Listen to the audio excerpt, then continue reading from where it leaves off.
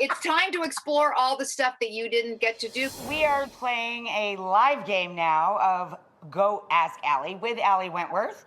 And up next, we have a question from a husband and wife, Angela and Nate, via Zoom. Hi, Allie. Hey. Hi, Rachel. How you guys doing? Hey, guys. What's up?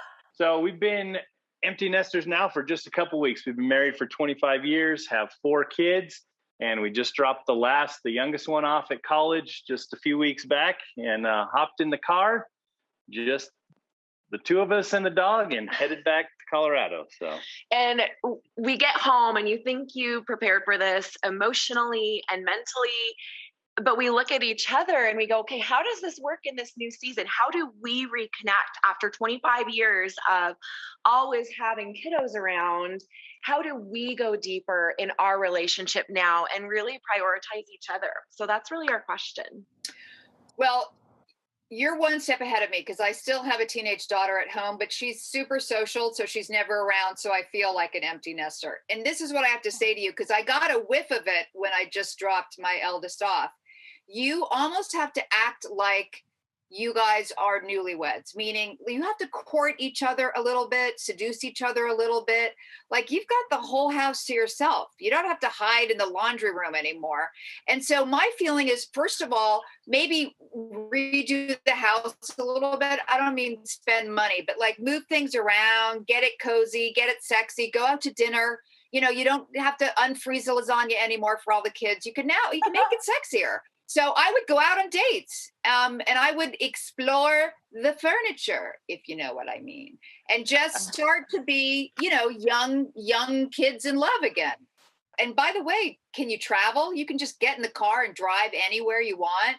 I mean, the world is kind of your oyster. I would take trips. I would go out to dinner. I would do things that you didn't get to do when you were young. I don't know what they are. Go to Grand Canyon, go hiking, go fishing. These are all super masculine things. Go do a needlepoint class. But what I'm saying is, it's time to explore all the stuff that you didn't get to do because you were, changing diapers.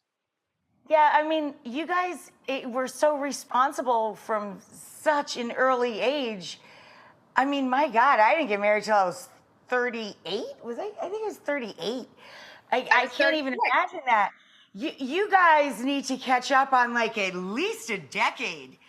Drive across country. I would drive across country.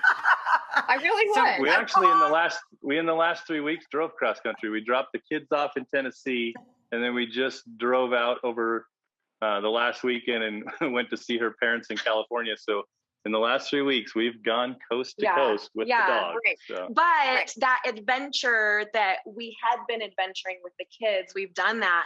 And it just looks different with the 2 of us. You're right. We haven't ever had that time for just us. Yeah. So I can take out that prescription notepad and write Allie and Rachel say, and adopt that into our new season. Official permission. An email from a viewer, June. I've had the same hairstyle for 30 years.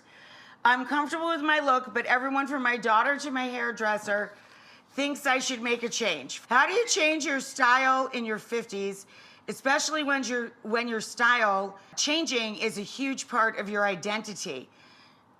So she sent in a photo, and there you go. What's your advice for June? Well, first of all, she looks amazing. She does. She looks beautiful. Really good. Yeah. Now, here's my advice to you.